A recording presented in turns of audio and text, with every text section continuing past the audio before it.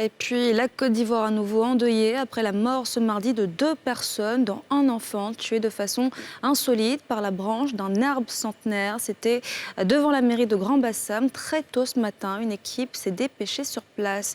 Mythilène Légré, Mathieu Rimbadé. Un petit garçon de 2 ans et une jeune dame tués par la chute d'une branche de cet arbre.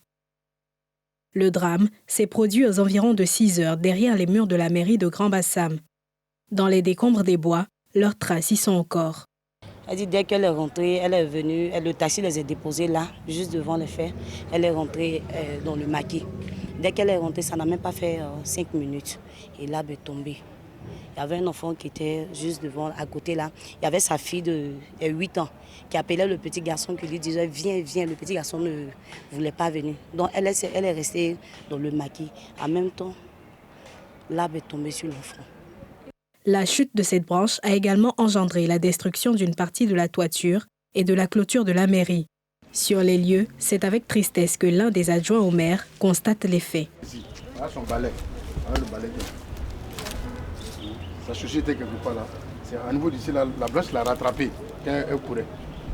Nous nous inclinons devant la mémoire de l'enfant et de la dame qui est partie. C'est vraiment un drame. Vous voyez, cet arbre est tombé et l'enfant était dessous.